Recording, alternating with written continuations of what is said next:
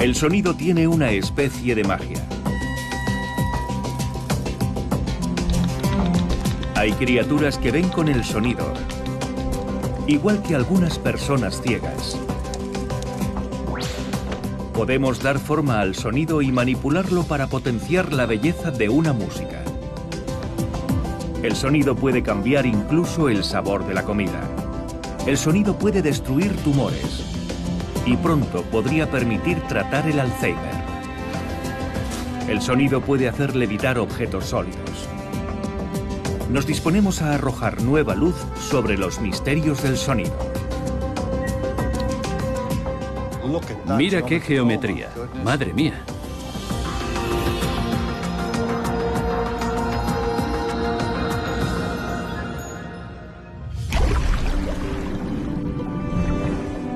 Cuando la gente trata de explicar lo que es el sonido, a menudo lo compara con las ondas concéntricas en un estanque, una serie de ondas de compresión en movimientos que irradian desde una fuente. Podemos hacer un gráfico de un sonido. Podemos medir el nivel de un sonido.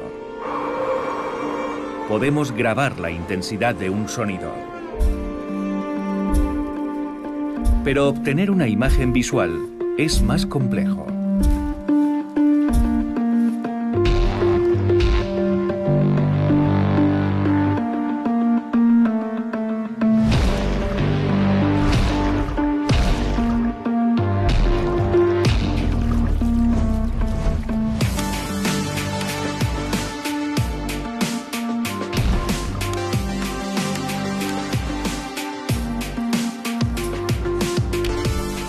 El sonido afecta a la materia de maneras inesperadas, un misterio en el que se está profundizando.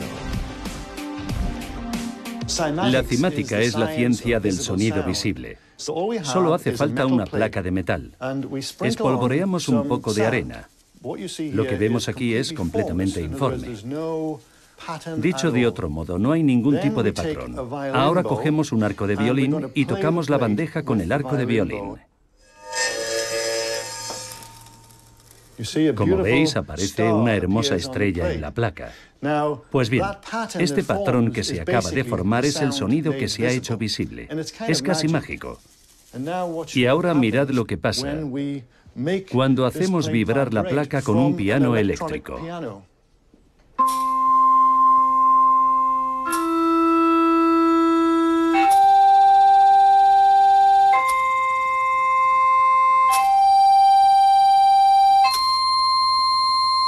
Es el no va más. John Stuart Reid es de Keswick, en Inglaterra, y es el coinventor de un nuevo instrumento llamado cimascopio, que convierte el sonido en imágenes geométricas tridimensionales en el agua. Lo que ocurre es que el sonido está comprimiendo las moléculas de agua bajo la superficie y creando una especie de efecto de lente que hace que la luz rebote en esas estructuras subsuperficiales. Aquí vemos que se está formando un patrón en el centro.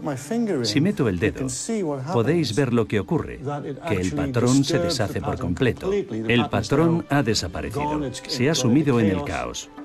Si vuelvo a quitar el dedo y dejo que se reestabilice durante un par de segundos, podéis ver cómo el patrón vuelve a formarse.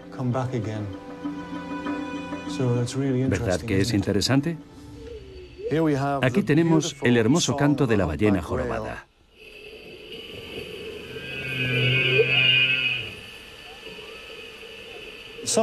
Algunas de las formas tienen una geometría de una belleza exquisita.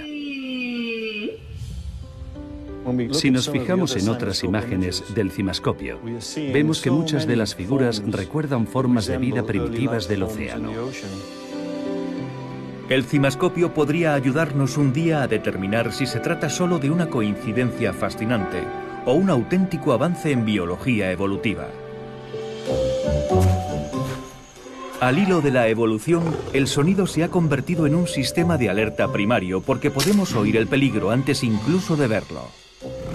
Muchos animales utilizan el oído para evitar ser devorados. Funciona como una especie de monitor omnidireccional que registra todo lo que ocurre en nuestro entorno. El oído es el sentido que nunca duerme. El cerebro escucha incluso mientras soñamos. Cuando duermes no te despiertas con la mayoría de los sonidos. Pero pongamos que estás sintonizado con el sonido del llanto de un bebé. Si tu bebé llora, te despiertas porque tu cerebro ha aprendido que es algo importante para ti. El sonido atraviesa todas las defensas de las que dispones para proteger tu sueño y te despiertas. Pero a veces el sonido le juega malas pasadas al cerebro. Rebota de un lado para otro, causa ecos y convierte las palabras en una papilla informe. El ingeniero acústico Trevor Cox se gana la vida resolviendo los problemas causados por el sonido. Tengo un grado en física y siempre he sido músico. De esta forma puedo combinar mis dos aficiones, la música y la física. Cox graba sonidos en espacios insólitos. Aquí lo vemos con un dispositivo en forma de cabeza que simula el oído humano. Me fascina la forma en que la arquitectura cambia la música, la mejora, la embellece. A veces el objetivo es que la música suene mejor y otras que suene mejor la voz para facilitar la comunicación.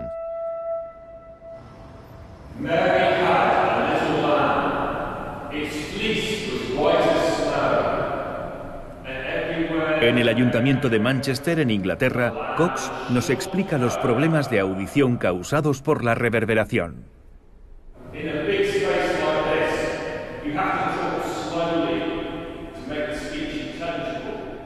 Cuando hablo en un edificio, el sonido de mi voz te llega junto con las reverberaciones del suelo, las paredes y el techo.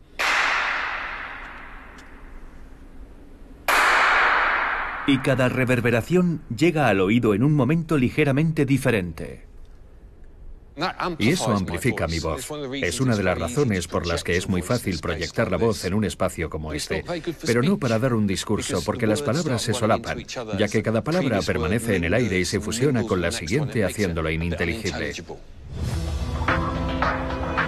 Para oír un ejemplo extremo de este fenómeno podemos ir a Pisa, en Italia, donde se encuentra una segunda torre menos famosa, el llamado Baptisterio de San Juan. Los cantantes de ópera hacen demostraciones de las extraordinarias propiedades acústicas del lugar, ya que las notas que cantan permanecen tanto tiempo en el aire que un cantante puede armonizar consigo mismo.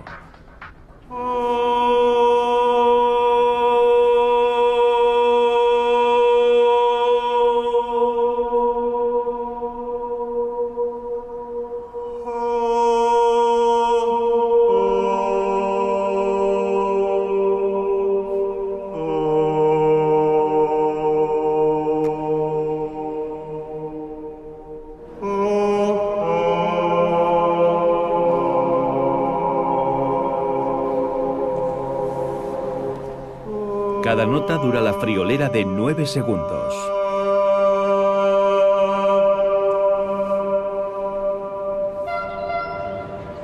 La acústica no es solo importante en el campo del entretenimiento. Pongamos que, por ejemplo, el sonido de una megafonía de una estación de tren nos llega embrollado.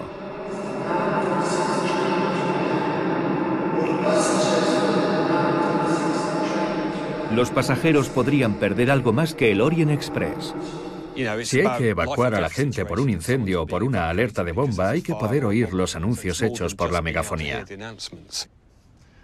En un estudio como este de Manchester, un ingeniero acústico puede limpiar un discurso poco inteligible, creando un modelo informático de la estación y luego afinando el sistema de sonido o la acústica del edificio. Usando un altavoz más direccional, dirigimos el sonido hacia los pasajeros, evitando las superficies reflectantes. También podemos tratar el espacio para que absorba el sonido, produciendo una inteligibilidad mayor. El tren a Milán de las 9:26 está efectuando su entrada en el andén 2. Viajeros del tren a Milán de las 9:26... Para el diseñador de un teatro o un auditorio, este laboratorio es una oportunidad privilegiada para oír cómo sonará su edificio antes de ser construido y compararlo con algunas de las mejores acústicas del mundo. Te voy a llevar al Symphony Hall de Boston en Estados Unidos. Mary had a little lamb. His fleece was white as snow. And everywhere that Mary went... El secreto del sonido prácticamente perfecto del Symphony Hall de Boston es puramente matemático. La ecuación formulada en 1890 por un físico de Harvard, Wallace Sabine. Empleando un órgano de tubos y un cronómetro, Sabine realizó miles de mediciones para calcular la proporción ideal entre el volumen de la sala y los materiales absorbentes. Con un tiempo de reverberación de 1,9 segundos, el Symphony Hall es considerado uno de los mejores auditorios del mundo. Y la ecuación de Wallace-Sabine es la base del programa que permite a dos ingenieros acústicos, Ping Chen y Gary Mack, afinar el sonido de un centro moderno de artes escénicas. Empiezan midiendo el tiempo que tarda el sonido en rebotar en las paredes y el techo, teniendo en cuenta la duración ideal de la voz y la música. De esta forma crean un modelo informático del paisaje sonoro, lo que llaman auralización. Las paredes del fondo, debajo del palco, son las que más van a reverberar. Hay que intentar mantenerlo a raya. Esto permite personalizar el sonido de un espacio en función del uso al que está destinado. Esos paneles acústicos son de quita y pon. Si alguien va a dar un discurso, los colocamos. Pero si hay un concierto, los quitamos porque nos interesa que la música rebote en los laterales. Igual habría que bajar un poco esos reflectores, ¿no? Una serie de paneles móviles permite convertir este escenario de teatro en un auditorio en cuestión de minutos.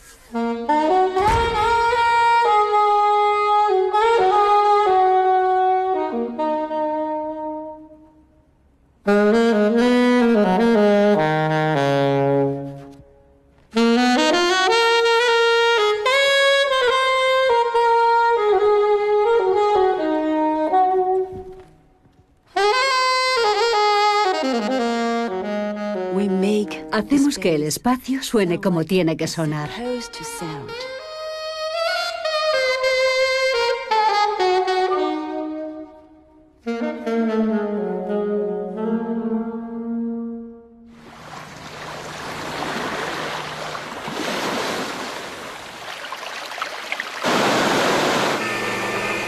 Las personas reaccionan al sonido de manera variable. En gran medida depende de quién está escuchando el sonido y la fuente que lo está causando. Por lo general, los sonidos naturales, por fuertes que sean, tienden a ser menos molestos que los sonidos de la vida moderna. Pero ¿cuánto es demasiado? Un decibelímetro permite medir el nivel de presión sonora. El nivel de una conversación normal es de unos 60 decibelios. Al ser una escala logarítmica, un sonido de 70 decibelios sería el doble de alto. A partir de 85 decibelios se recomienda emplear protección auditiva. Por encima de 90 el sonido es dañino. La exposición prolongada a un sonido de este nivel puede producir pérdidas auditivas. El dolor comienza a partir de 125 decibelios. Los sonidos fuertes producen una reacción de huida o de ataque. Entre los síntomas ligados a los entornos ruidosos están el estrés, la ansiedad, la aceleración del ritmo cardíaco, la pérdida de sueño, la fatiga y la conflictividad social. La psicóloga Ellen Poliakoff de la Universidad de Manchester ha estudiado la forma en que el sonido afecta incluso al sabor de los alimentos. En este experimento nos quisimos centrar específicamente en los alimentos salados y dulces. Pedimos a los participantes que se pusieran unos cascos como estos. Había una situación en la que los participantes no oían ningún ruido y otra en la que había poco ruido, entre 45 y 55 decibelios. O un ruido más fuerte de entre 75 y 85 decibelios. Los participantes tenían que cerrar los ojos para no saber qué era lo que estaban comiendo. Tendían la mano, cogían algo y se lo comían. En presencia de un ruido de fondo, consideraron que la comida estaba menos salada y menos dulce. Esto podría explicar por qué la comida de avión nos suele parecer tan insípida. Hay una teoría según la cual un ruido de fondo elevado impide que el cerebro procese plenamente otros estímulos sensoriales. El ruido blanco nos distrae de procesar el sabor, de la misma forma en que lo haríamos en otra situación. Por eso nos parece menos intenso, porque estamos distraídos.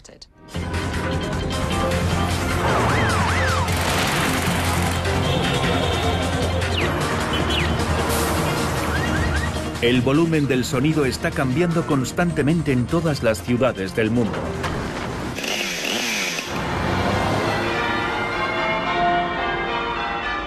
Hay sonidos que antes eran fuertes y nítidos y que se están perdiendo en el estruendo del ruido urbano. Aquí es un sonido genial y en pleno centro de Vancouver. Barry Truax es profesor emérito de comunicación acústica en la Universidad Simon Fraser. Truax cree que es tan importante preservar los sonidos más emblemáticos de una ciudad, sus monumentos sónicos, como preservar sus monumentos visuales. Se ha propuesto medir junto a un equipo de investigadores la distancia desde la que se pueden oír las campanas de la Catedral del Santo Rosario. Teme que el estruendo de las calles esté ahogando los sonidos históricos de la ciudad. Todo comenzó a principios de los años 70 con el proyecto de paisajes sonoros del mundo. Un compositor canadiense que nos daba clase en la Universidad Simon Fraser, R. Murray Schafer, decidió crear un enfoque basado en los paisajes sonoros. La idea es crear monumentos sónicos o auditivos. Antes de nada, nos hizo plantearnos qué sonidos especiales había en la ciudad.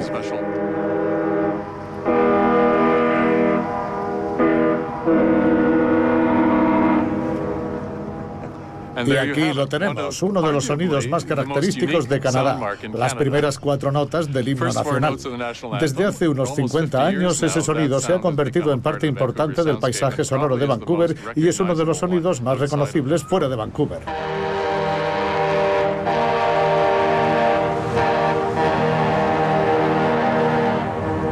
Con su proyecto de paisajes sonoros del mundo, Murray Schafer creó un nuevo campo de investigación, la llamada ecología acústica. Fundamentalmente es una forma de etnografía auditiva. La idea es que se puede entender a una sociedad como lo haría un antropólogo, usando los oídos y no solo los ojos. Antiguamente estas campanas se podían oír en toda la ciudad. Ahora, aunque escuchemos atentamente, incluso aunque podamos ver el campanario, el sonido se pierde pasadas unas pocas manzanas.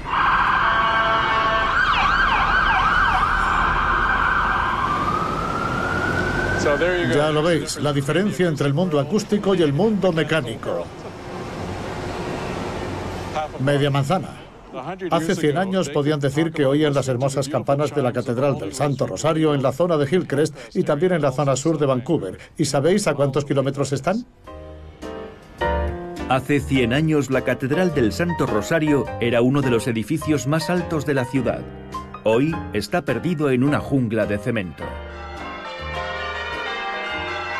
Si efectivamente antes podían oírse las campanadas desde Hillcrest, que está a unas 40 manzanas, quiere decir que el perfil acústico de las campanas ha quedado reducido a una 10ª parte de lo que era antes.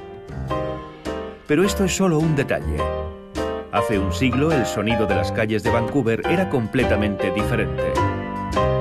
Las únicas imágenes de aquel periodo de las que disponemos, filmadas desde un tranvía en marcha, son mudas. Pero gracias a la misma tecnología empleada para crear las bandas sonoras de las películas, es posible recrear el sonido que tendría la ciudad en 1906, cuando las campanas eran nuevas. Intento que la gente entre en la escena, que viva la escena.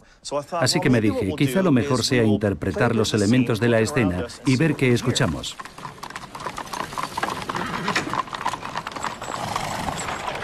Estamos solo a 2 manzanas de las campanas del Santo Rosario. ¿Has probado incluirlas? Sí, claro.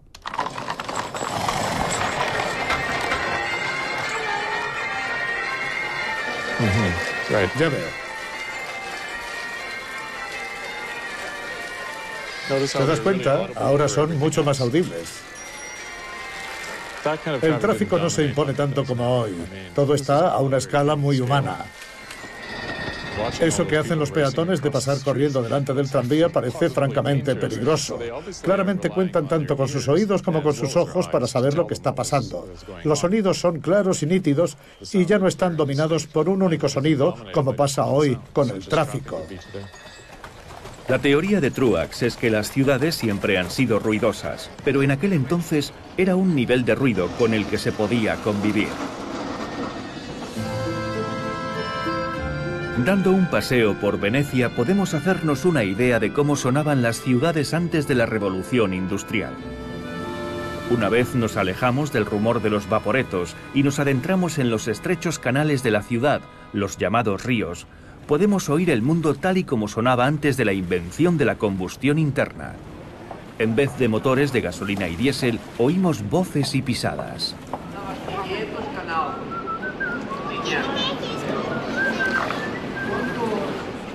Pero incluso aquí, el sonido ha ejercido siempre un poder inaudito en la vida de los habitantes.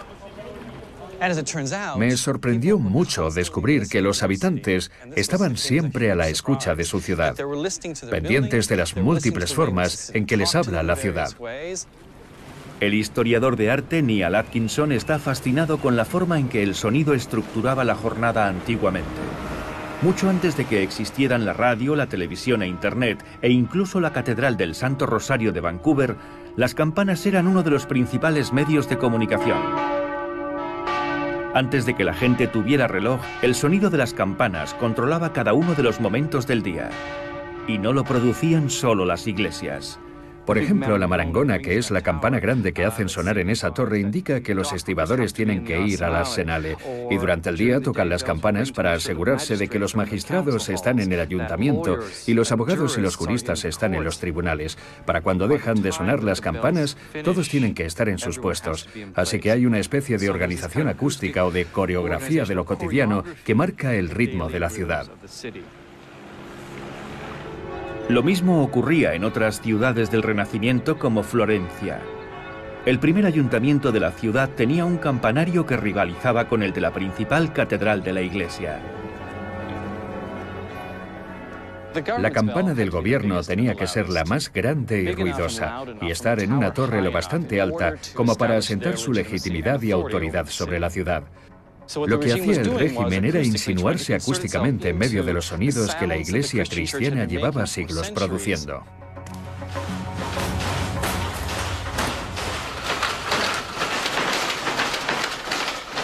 Pero el ayuntamiento y la iglesia no eran los únicos que querían controlar el sonido. En 1378 los trabajadores de la Iana, que se deslomaban en telares como este y no tenían voz ni voto en el gobierno, lanzaron una revolución haciéndose con el control de las campanas. A los pocos minutos, 8 campanarios de la región de Florencia estaban sonando al unísono y coordinando la que acabaría siendo la primera revolución obrera exitosa de la historia de Europa. Tras secuestrar las campanas, hasta 10.000 trabajadores ocuparon la plaza que se encontraba delante del ayuntamiento para hacer oír sus demandas. Eso fue exactamente lo que sucedió en la plaza Tahrir en 2011, cuando los egipcios se concentraron en la plaza, se pusieron a hacer ruido y se negaron a marcharse. Las campanas eran el Twitter de aquella época. El sonido de la muchedumbre penetraba en los muros del palacio hasta tal punto que el gobierno dimitió en bloque. Bajaron, entregaron las llaves del palacio y se fueron a casa. El pueblo había ganado por fin.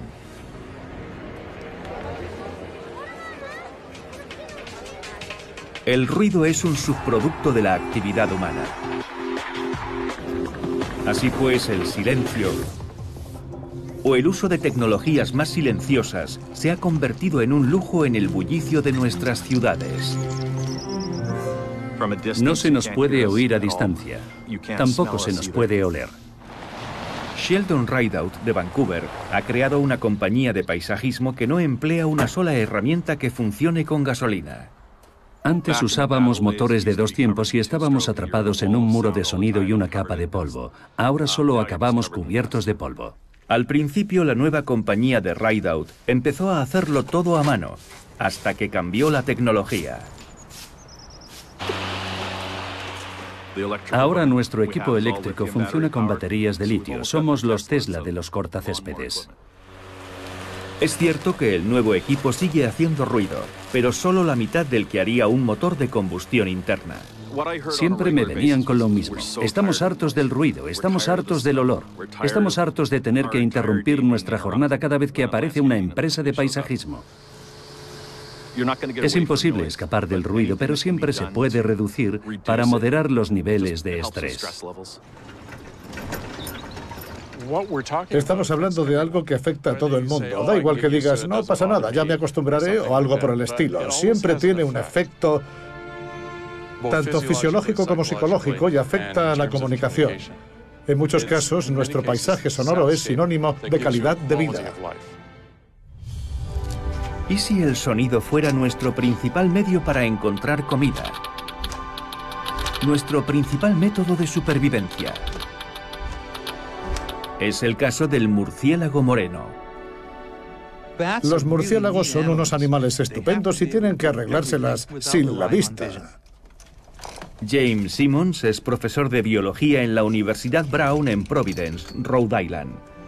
Está montando un laberinto de cadenas de plástico. Junto a una estudiante de posgrado, Kelsey Home, quiere poner a prueba la capacidad de los murciélagos para navegar con el sonido. Su objetivo es mejorar la navegación por sonar de los humanos. Los murciélagos se sienten muy cómodos volando a través de las ramas y las hojas de los árboles, y en pleno vuelo van buscando insectos a una velocidad de varios metros por segundo. El experimento utiliza grabaciones a cámara lenta y simula el entorno natural de los murciélagos. Se nos ocurrió reemplazar la vegetación por estas cadenas de plástico negras. Acústicamente, el resultado es muy similar a cómo sería un campo de vegetación. Como los sonidos que emite el murciélago superan el rango del oído humano, Simmons utiliza un detector de ultrasonidos que convierte las señales en frecuencias que podemos percibir. A Simmons le interesa especialmente la forma en que el cerebro del murciélago es capaz de procesar las señales sonoras y realizar complejas operaciones matemáticas a toda velocidad. Los murciélagos emiten sonidos y realizan en su cerebro un montón de cálculos muy rápidos sobre el tiempo que tardan los ecos en recorrer diferentes distancias. Y el truco del sonar está en hacer estos cálculos lo bastante rápido como para poder visualizar la escena antes de emitir el siguiente sonido. Nosotros no podemos hacerlo con nuestros ordenadores digitales porque no son tan rápidos. El hallazgo más fascinante es que en realidad los murciélagos forman imágenes en 3 dimensiones a partir de los ecos sonoros. Cuando percibimos algo con la vista, vemos colores, texturas y un montón de cosas por el estilo. La imagen por sonar que obtiene un murciélago de un insecto se limita a 3 o 4 partes del cuerpo. El murciélago dirige el sonido hacia el insecto y recibe un montón de ecos de diferentes partes de su cuerpo. Pero cuando está cazando, no vuela directamente hacia el objetivo, sino que describe una trayectoria en curva. De esta forma, cada vez que emite un sonido, obtiene una imagen del objetivo desde un ángulo levemente diferente. Al rotar de esta forma, el murciélago es capaz de formar una imagen tridimensional del objeto. Puede decirse que los murciélagos ven el sonido. Quizá lo más asombroso de todo sea que hay humanos ciegos que son capaces de hacer lo mismo. Aquí tengo un árbol a mi derecha. Voy a girar aquí.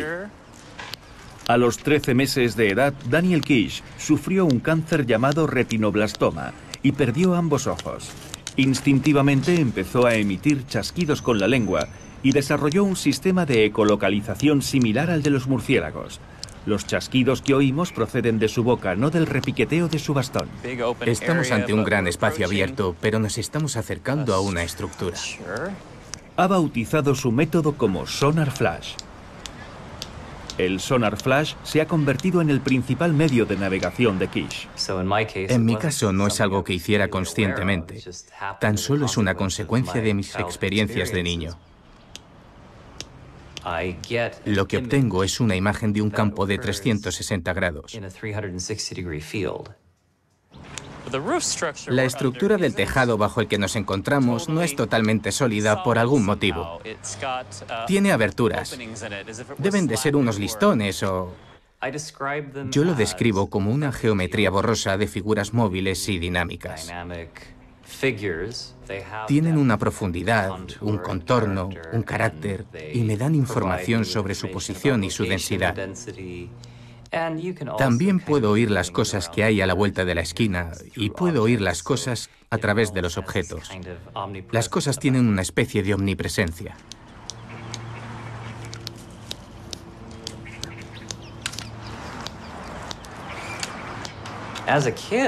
De niño me convencieron de que no tenía nada especial. Mis padres insistieron mucho en esta idea. Eres un chaval como todos los demás. Le regalaron su primera bicicleta a los 6 años. Aprendí a moverme por el barrio chasqueando la lengua como un loco. Y si me estrellaba contra una farola, mis padres no le daban la mayor importancia. Estrellarte contra una farola es una faena, pero no tener ni siquiera la posibilidad de estrellarte contra una farola es un desastre. Montar en bicicleta a ciegas es una especie de número de circo que hace para concienciar a la gente sobre la capacidad del cerebro para adaptarse y el hecho de que somos capaces de hacer muchas más cosas de las que pensamos.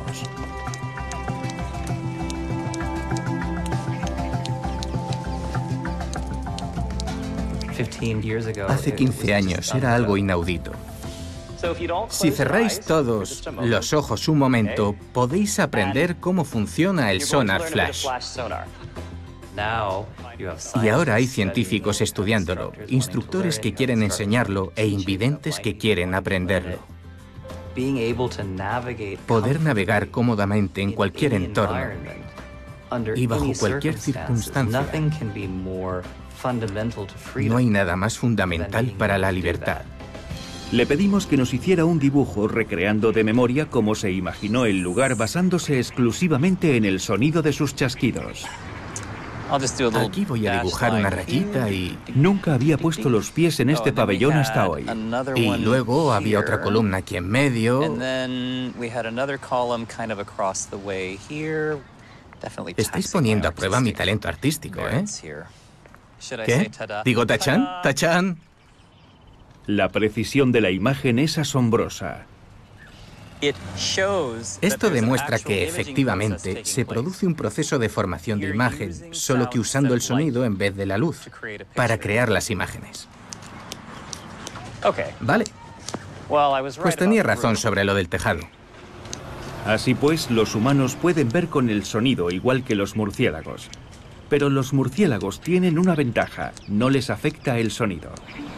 Volvemos a la Universidad de Brown en Providence, donde el profesor Simmons nos explica que los murciélagos viven habitualmente en un mundo muy ruidoso. Los sonidos de sonar de muchos murciélagos tienen un rango de entre 120 y 130 decibelios. Si hay 50 murciélagos volando a la vez en el mismo espacio reducido, todos ellos se verán expuestos a esos sonidos tan intensos. Sin embargo, no parece que sufran las pérdidas de oído que suele inducir el ruido como nos pasaría a nosotros. Y tenemos que averiguar cómo consiguen protegerse.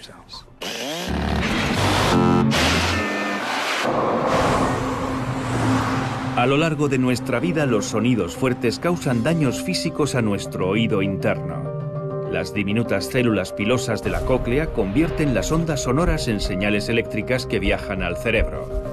Las células más proclives a padecer daños causados por el ruido son las encargadas de amplificar los sonidos más tenues. Con las pérdidas auditivas, esas células pilosas externas sufren daños, por lo que perdemos ese amplificador. Es como perder el control del volumen en nuestra minicadena. Pero las pérdidas auditivas causadas por el ruido son solo parte del problema. A medida que envejecemos, la capacidad de nuestro cerebro para procesar las señales sonoras se desacelera, provocando que nos cueste más entender las palabras. Así pues, no es solo cuestión de subir el volumen. Nuestro sistema auditivo es capaz de detectar pequeños huecos en el discurso o pequeños huecos en el sonido. Un ejemplo corriente es la diferencia entre las palabras asa y hasta. La diferencia entre asa y hasta es una pequeñísima pausa justo cuando pronunciamos la T. Aquí tenemos unos electroencefalogramas que grabamos colocando unos electrodos en el cuero cabelludo del sujeto. A la derecha hay una pausa de 16 milisegundos que refleja el hueco de la T cuando procesamos el sonido hasta. Con las pérdidas auditivas debidas a la edad, estos huecos se vuelven más difíciles de detectar, de tal forma que las T's y otras consonantes pierden su nitidez. O sea, que oímos la A, la E, la I, la O y la U, pero nos cuesta distinguir las consonantes que rodean estas vocales. En la Universidad de Tampa, un equipo de científicos está probando un nuevo fármaco que podría resolver este problema. En un estudio que comenzaron realizando con ratones, han descubierto que el fármaco puede mejorar la percepción del sonido estimulando los canales nerviosos del cerebro.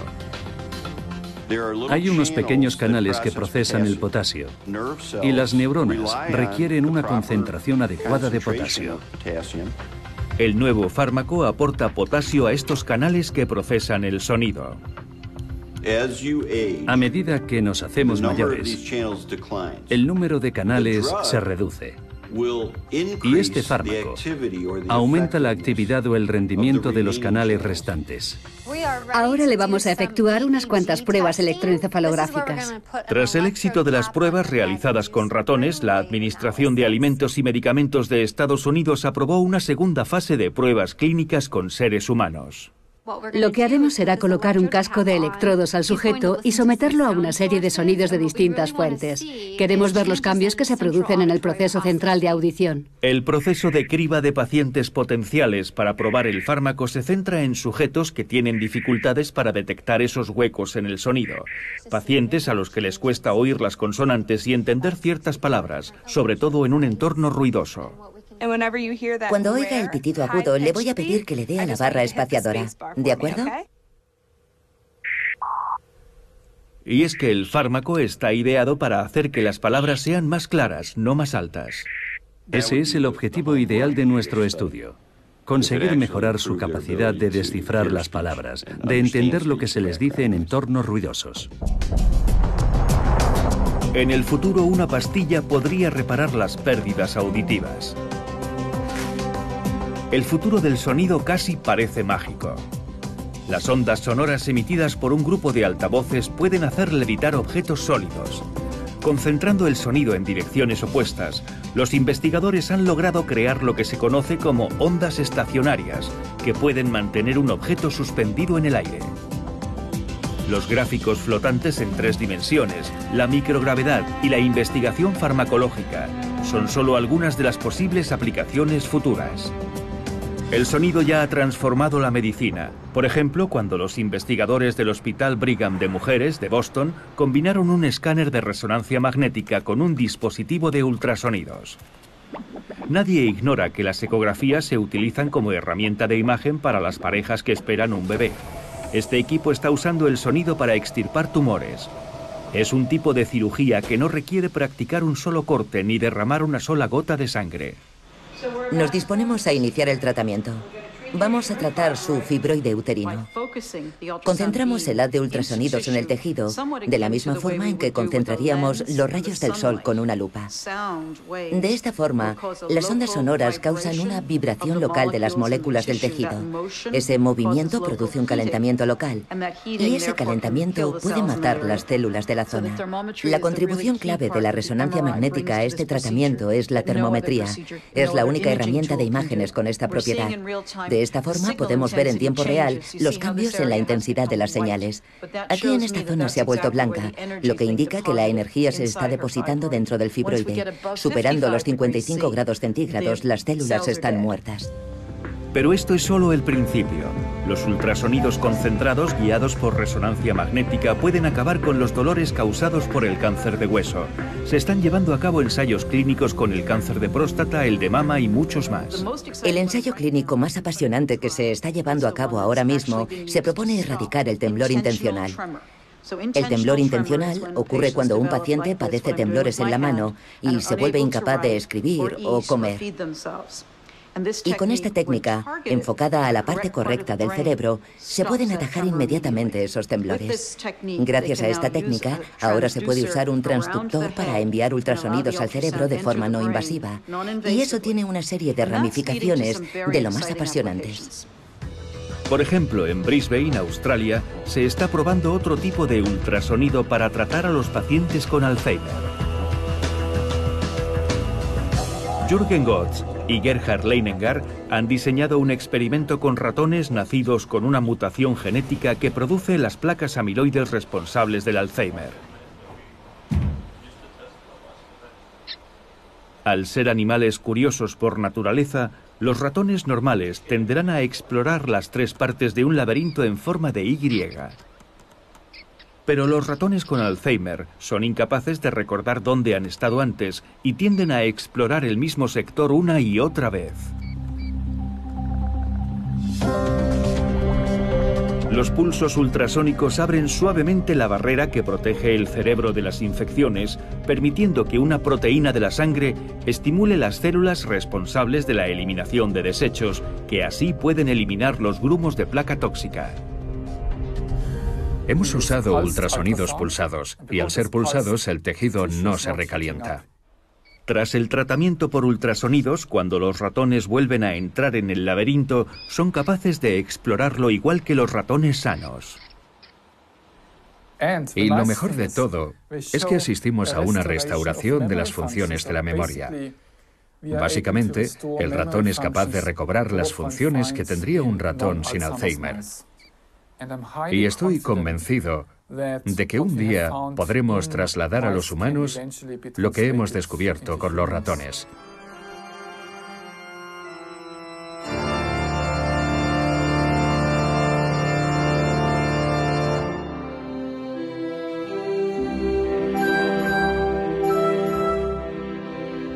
Así pues, hay sonidos que no oímos que curan enfermedades. Y hay sonidos que sí oímos que han configurado nuestra historia, que contribuyen a la armonía de las estructuras que construimos, que nos ayudan a navegar por el mundo natural y que crean fascinantes geometrías que podrían encerrar la clave de otros misterios. Magia sónica, en efecto.